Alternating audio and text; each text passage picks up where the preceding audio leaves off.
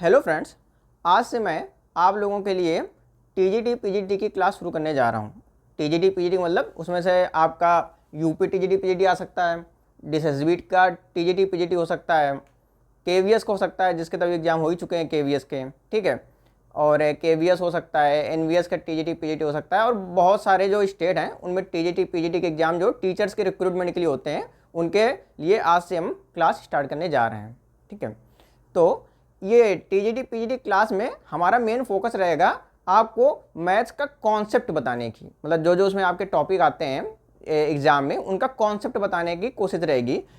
क्योंकि हम आपको कॉन्सेप्ट इसलिए बताएंगे क्योंकि जो ट्रिक्स होती हैं, ज़्यादातर लोग जैसे ट्रिक्स बताते हैं, तो ट्रिक्स कोई मैथ्स में ट्रिक्स नाम की चीज़ नहीं होती है, वो कॉन्सेप्ट से ही निकल के ट्रिक्स बन जाते हैं। उनमें क्या करते हैं कि कॉन्सेप्चुअल जब हम क्वेश्चन करते हैं तो एक एक स्टेप कर रहे होते हैं, ठीक है। उनके स्टेप जब हम स्टेप को हटा देते हैं या डायरेक्ट सवाल करते हैं तो हम कहते हैं ये ट्रिक्स है, जबकि मैथ्स में ट्रिक्स जैसी कोई चीज़ नहीं होती है। अगर आपको कॉन्सेप्ट आता है तो आप सवाल आसानी से लगा लेंगे और जल्दी से लगा लेंगे, और आप जो जो ट्रिक्स कहते भी हैं तो उन ट्रिक्स का यूज भी तभी अच्छी तरीके से कर पाएंगे जब आपको उसका कॉन्सेप्ट आता होगा, ठीक है।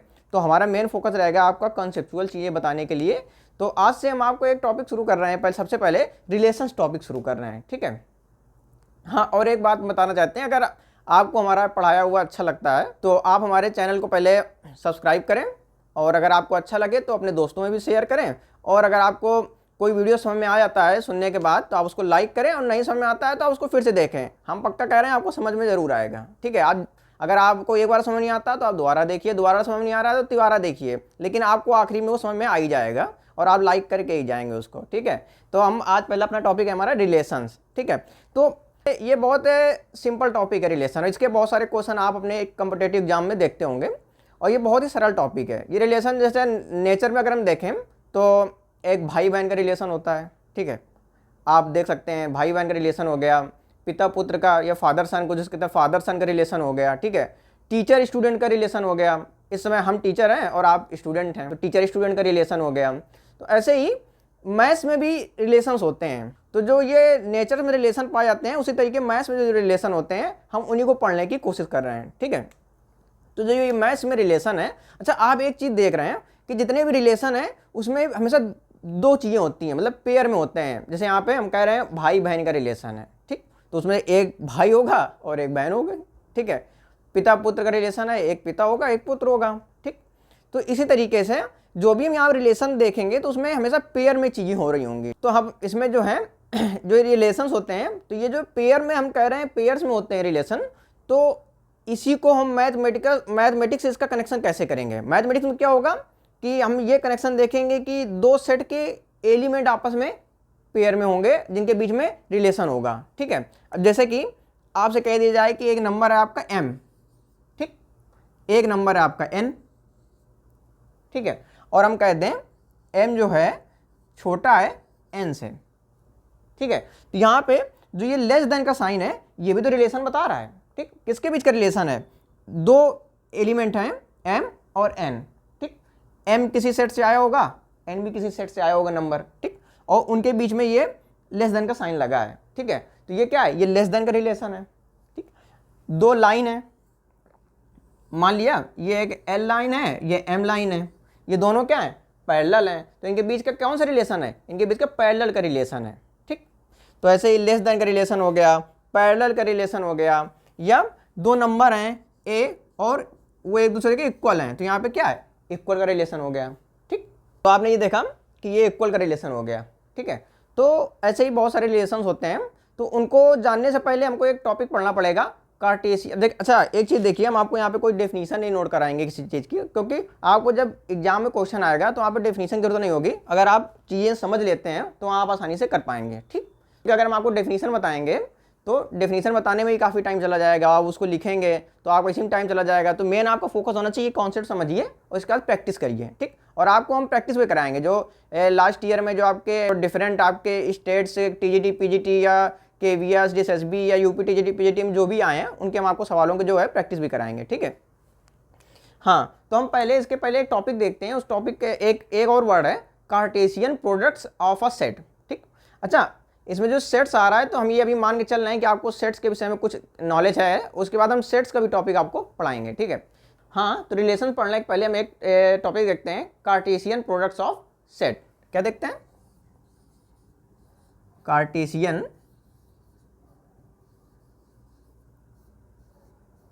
प्रोडक्ट्स ऑफ सेट्स, ठीक, कार्टेशियन प्रोडक्ट्स ऑफ सेट्स, ठीक है। अच्छा, कार्टेशियन प्रोडक्ट्स ऑफ सेट्स को भी देखने के पहले एक वर्ड देखते हैं, ordered pair.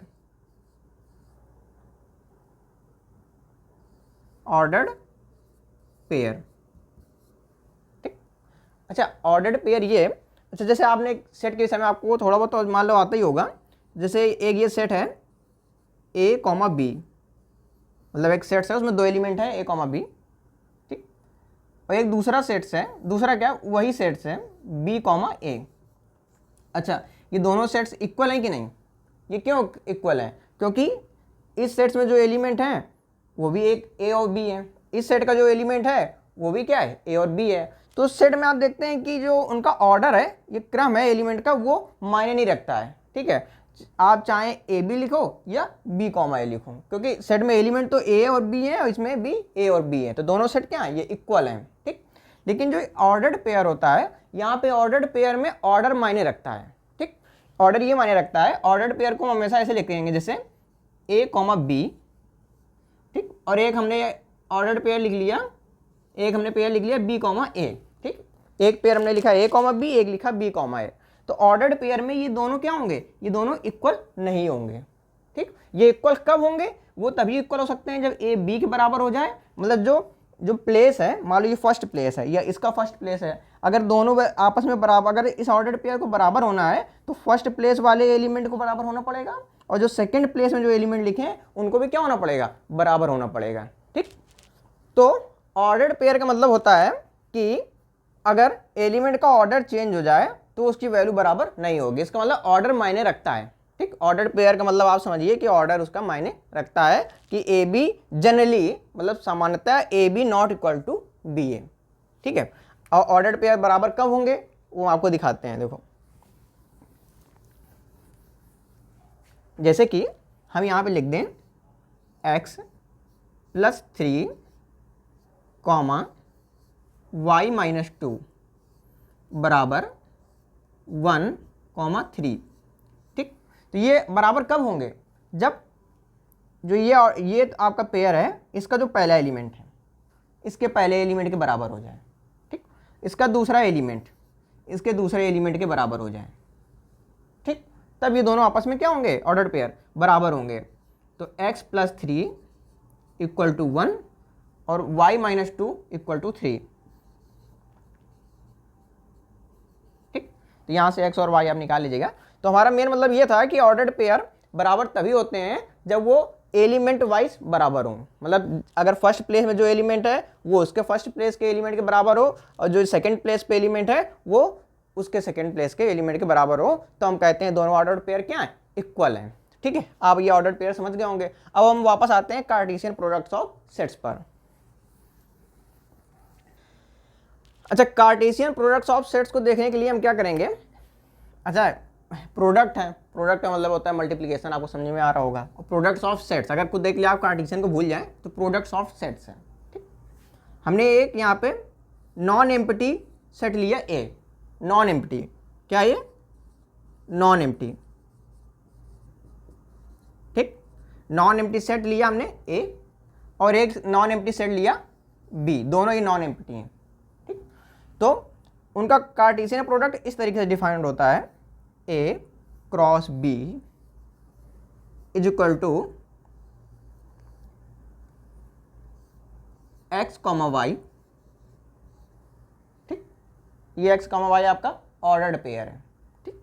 Such that x आपका कहाँ से आएगा, A से, जो पहला एलिमेंट है वो पहले सेट से आएगा, और जो दूसरा एलिमेंट y है वो दूसरे सेट B से आएगा, ठीक। तो x belongs to A and y belong to B, ठीक है। तो कार्टेशियन प्रोडक्ट ऑफ सेट्स की डेफिनेशन ये हुई कि set of all ordered pairs of elements from A and B. ठीक, मतलब कि ए क्रॉस बी, जैसे हमने यहाँ पे ए क्रॉस बी लिखा है, ठीक है, तो ये A cross B Cartesian product है। ठीक, तो इसका मतलब यहाँ पे देखिए आप X Y such that X belongs to A, Y belongs to B. इसका मतलब आप एक्स एलिमेंट कहाँ से ले रहे हैं, ए से ले रहे हैं, तो आप ए के सारे एलिमेंट एक एक करके यहाँ पे ले सकते हैं आप। अच्छा, हम आपको एग्जांपल देते हैं तब ज़्यादा आपको समझ में आएगा। जैसे हमने यहाँ पे ले लिया ए इज इक्वल टू 1,2, ठीक, और हमने आपका बी ले लिया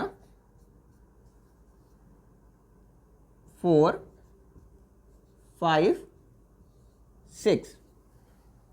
ठीक, अब आप ये देखिए ए क्रॉस बी क्या होगा।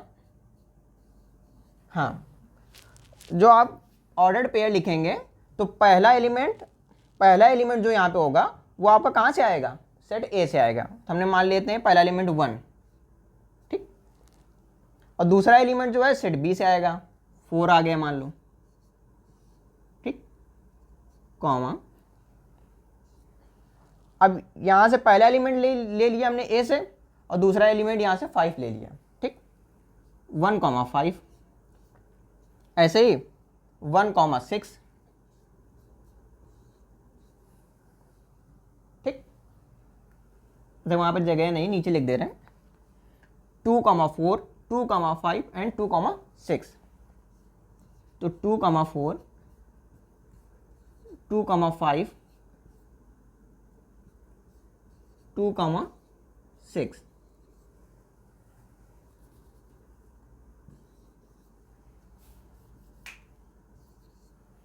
हाँ, तो आप ये देख रहे होंगे कि ए क्रॉस बी हमने क्या बताया था, कार्टेशियन प्रोडक्ट है। तो कार्टेशियन प्रोडक्ट की डेफिनेशन क्या थी, set of all ordered pair, ठीक, फ्रॉम ए एंड बी।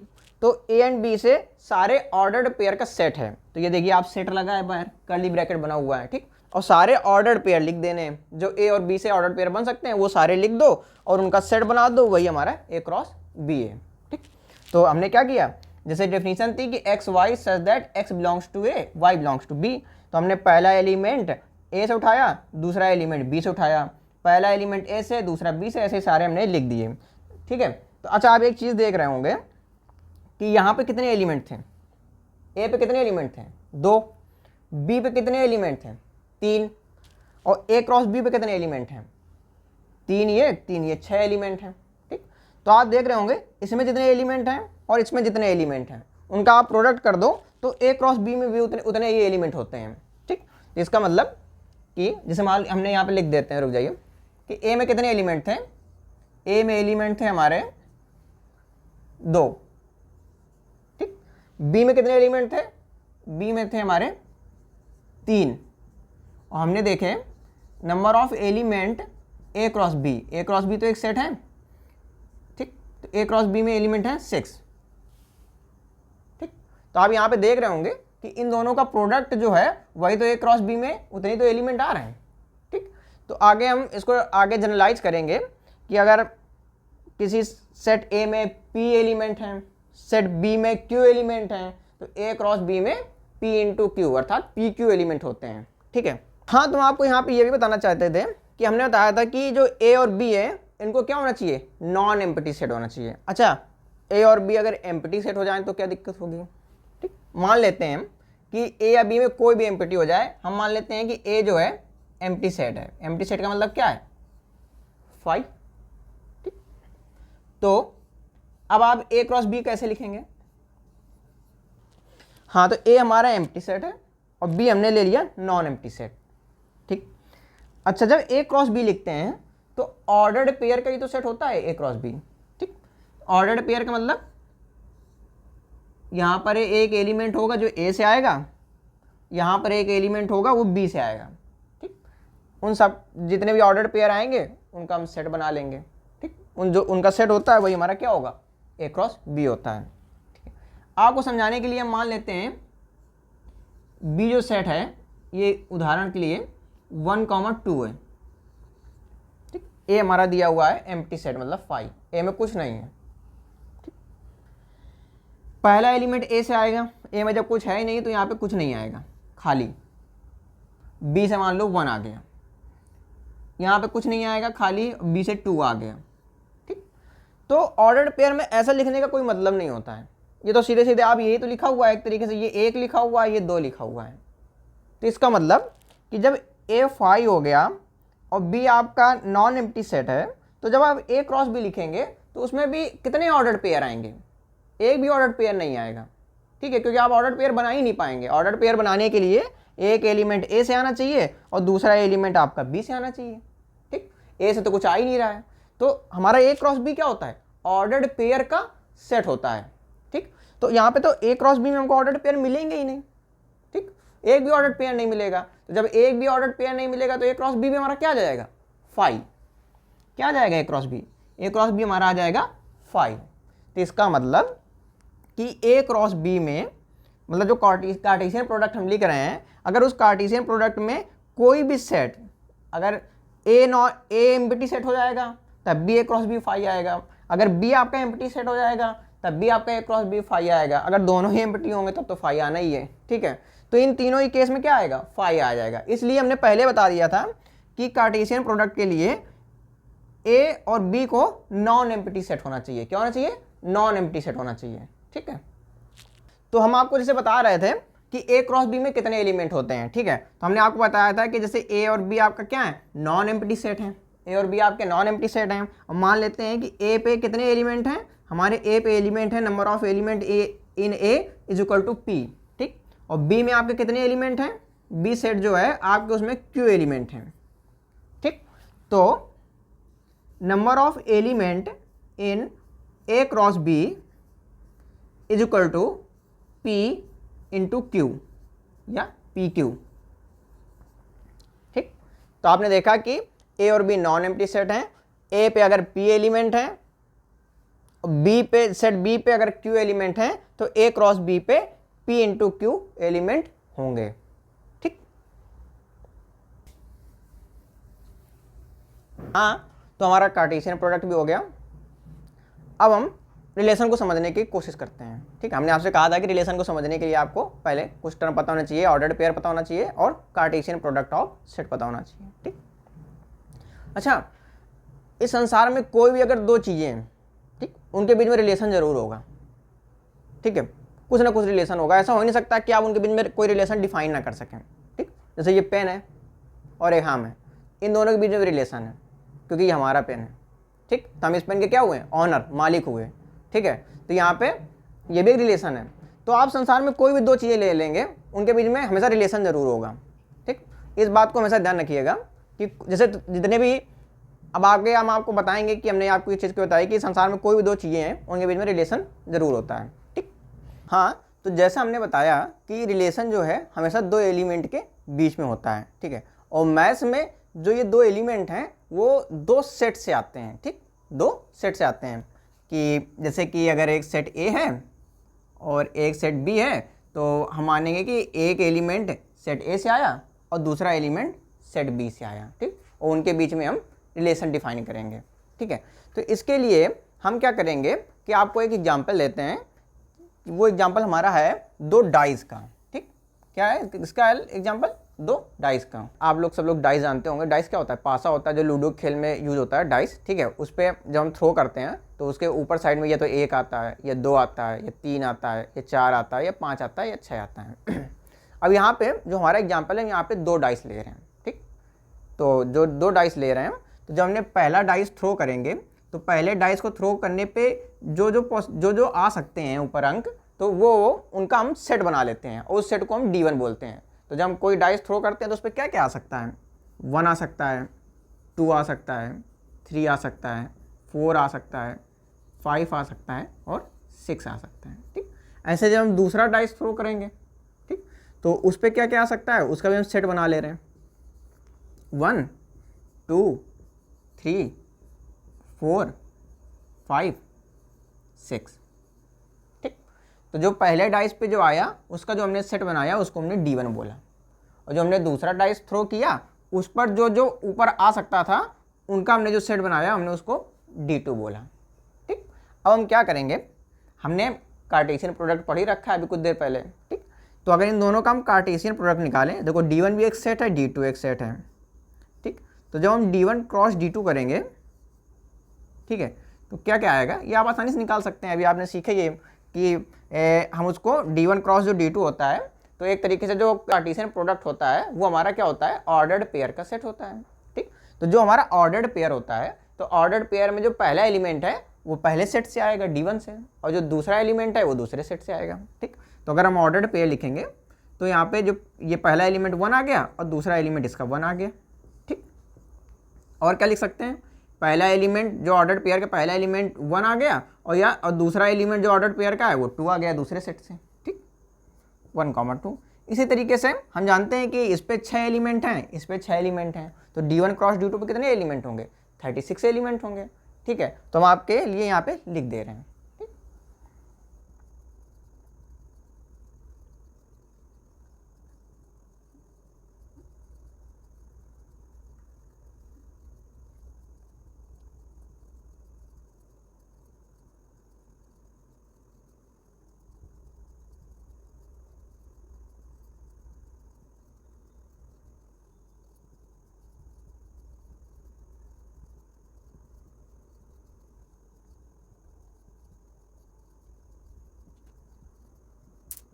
तो हमने ये D1 क्रॉस D2 पे जो 36 एलिमेंट हैं उन्होंने यहाँ पे लिख दिए, ठीक। अब आप देख रहे होंगे ये सारे क्या हैं, ऑर्डर्ड पेयर हैं, ठीक, क्योंकि वैसे हमें पहले से पता है कि जो कार्टेशियन प्रोडक्ट होता है वो ऑर्डर्ड पेयर का सेट होता है, ठीक। तो ये सारे ऑर्डर्ड पेयर हैं, और इन सारे ऑर्डर्ड पेयर में जो फर्स्ट एलिमेंट है वो D1 से आया है और जो सेकेंड एलिमेंट है वो D2 से आया है, ठीक। तो ऐसे हमारे इस वाले ऑर्डर पेयर में जो पहला एलिमेंट है वो D1 से आया है और जो दूसरा एलिमेंट है वो D2 से आया है। तो आप इस तरीके से देख सकते हैं कि इसमें जितने भी ऑर्डर पेयर हैं उसका पहला एलिमेंट D1 से आया, दूसरा एलिमेंट D2 से आया। तो हमने यही तो हम आपको बताना चाहते हैं कि जो रिलेशन होता है तो वो दो सेट होंगे, उनके एलिमेंट के बीच में जो है वो रिलेशन होगा या उनके बीच में संबंध होगा, ठीक। जैसे 1 है, 1 और 1 के बीच में क्या रिलेशन है, 1 और 2 के बीच में क्या रिलेशन है, ठीक है। तो यहीं से रिलेशन का कॉन्सेप्ट आता है, ठीक।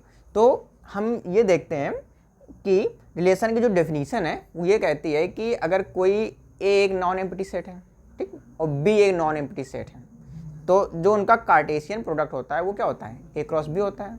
ए क्रॉस बी हमारा क्या होता है, ऑर्डर्ड पेयर का सेट होता है, ठीक।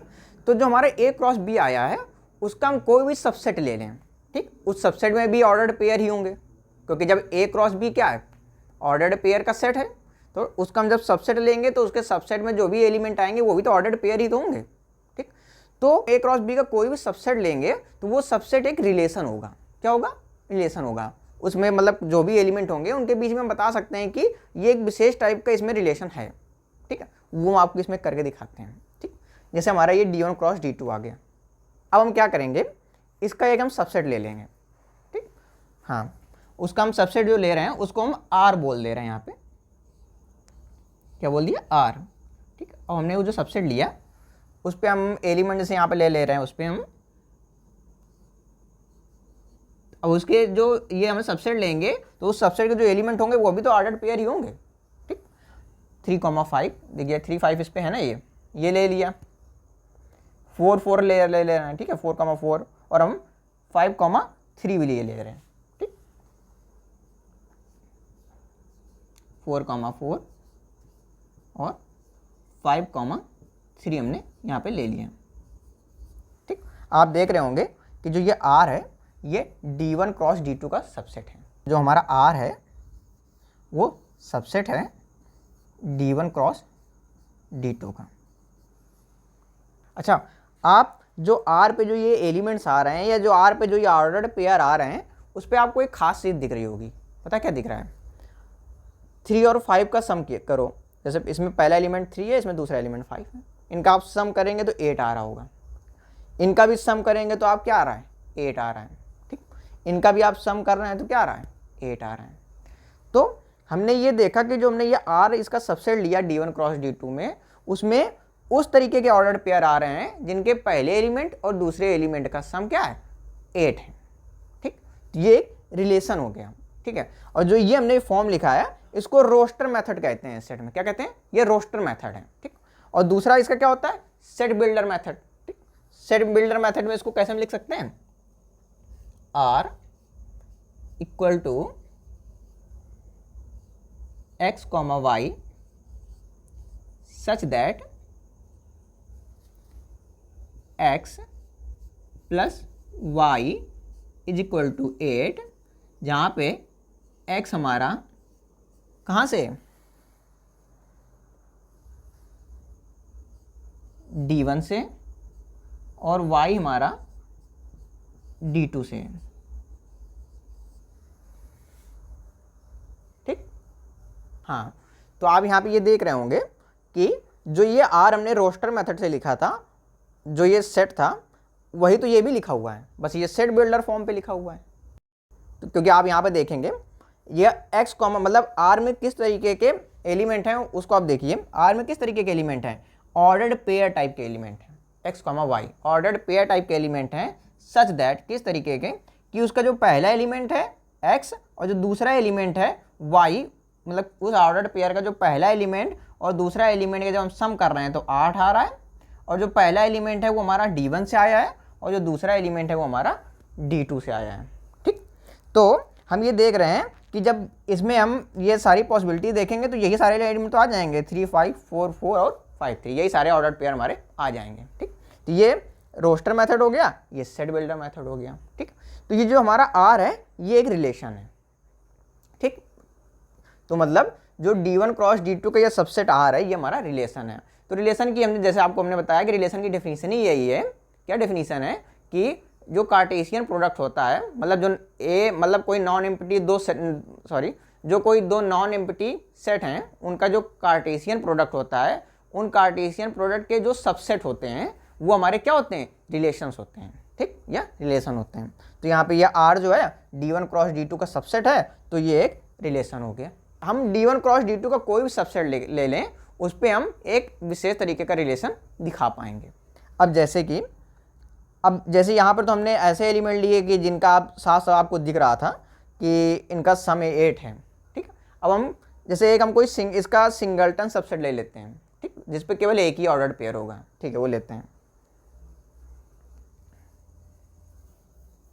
हम ले लेते हैं R1 इक्वल टू R1 हम जैसे ले लेते हैं यहाँ पे 1,2।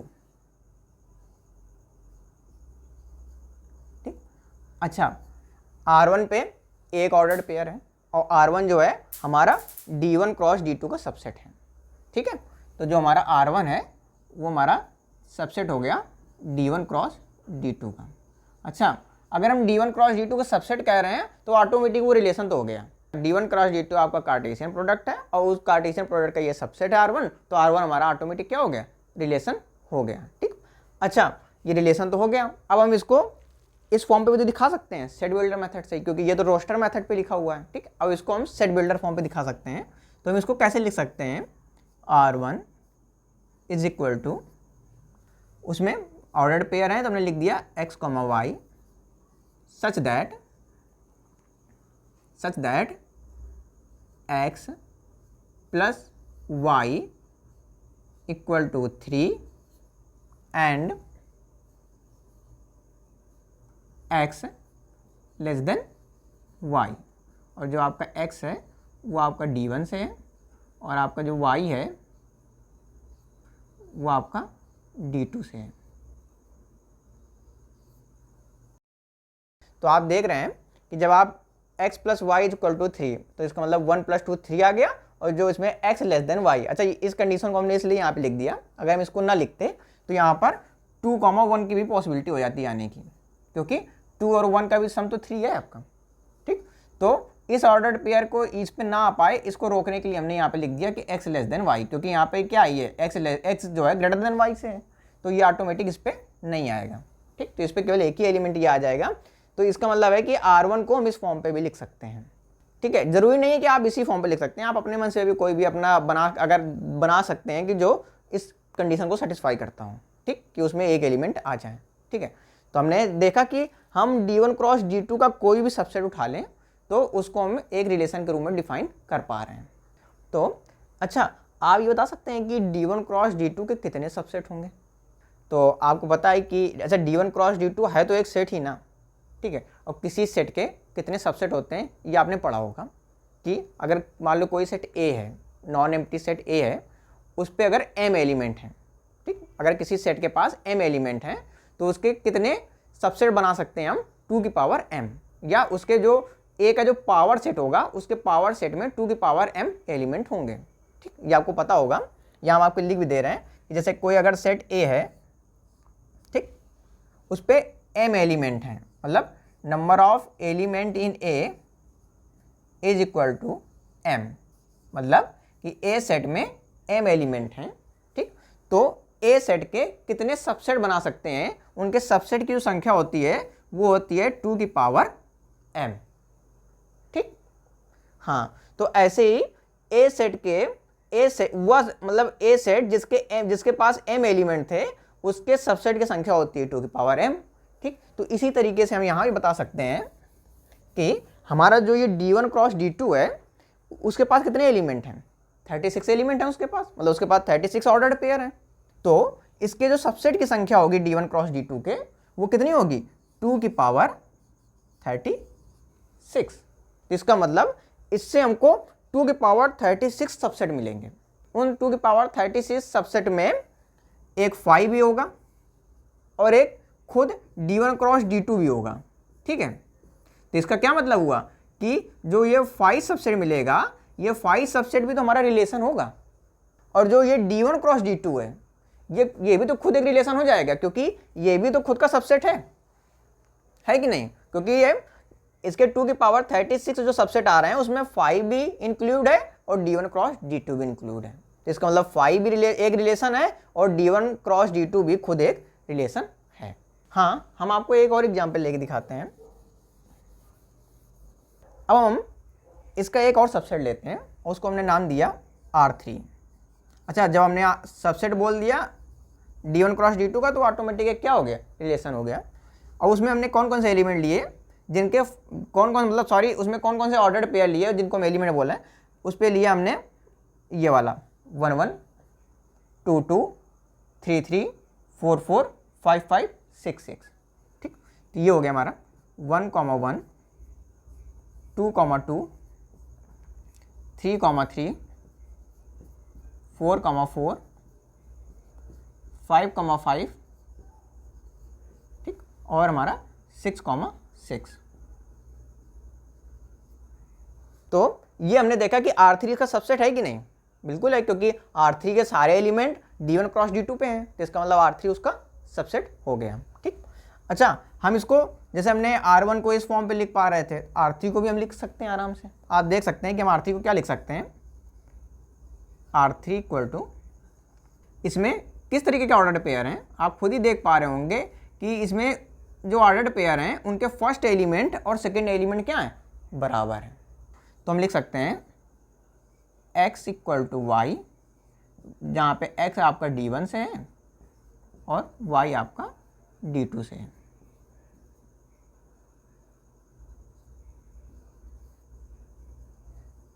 तो ये हमारा जो R3 ये लिखा था उसका ये सेट बिल्डर फॉर्म है। तो आप देख रहे हैं कि हम इसका कोई भी सबसेट लेंगे उसको हम रिलेशन के रूप में डिफाइन कर सकते हैं। तो जो हमारी ये डेफिनीशन है, आज हम ये अपना लेक्चर यहीं पे ख़त्म करते हैं। और आज हमने मेन ये सीखा कि रिलेशन क्या होता है, कि अगर A और B हम कोई नॉन एम्प्टी सेट लें तो उनका जो कार्टेशियन प्रोडक्ट होता है A क्रॉस B, उसके जो सबसेट होंगे A क्रॉस B के जो सबसेट होंगे वो हमारे रिलेशन कहलाएंगे, ठीक। ये हमारी रिलेशन की डेफिनेशन हुई। अब हम नेक्स्ट लेक्चर में आपको रिलेशन के विषय में और आगे पढ़ाएंगे कि रिलेशन को हम उसका एक एरो डायग्राम से भी दिखा सकते हैं। रिलेशन को एरो डायग्राम से दिखाना सिखाएंगे, फिर उसकी डोमेन क्या होती है, उसकी को डोमेन रिलेशन की क्या होती है, और उसकी रेंज क्या होती है। इन्वर्स रिलेशन आता है, इन्वर्स रिलेशन के बाद आपका रिलेशन के टाइप आते हैं, सिमेट्रिक, रिफ्लेक्सिव, ट्रांजिटिव, इसका इक्विवेलेंस रिलेशन आता है, ठीक है। ये सब हम आपको नेक्स्ट लेक्चर में बताएंगे। तो आपको अगर हमारा ये वीडियो अच्छा लगा तो आप हमारे चैनल को सब्सक्राइब करिए, हमारे वीडियो को लाइक करिए और अपने दोस्तों के बीच में शेयर करिए, ठीक है। Thank you.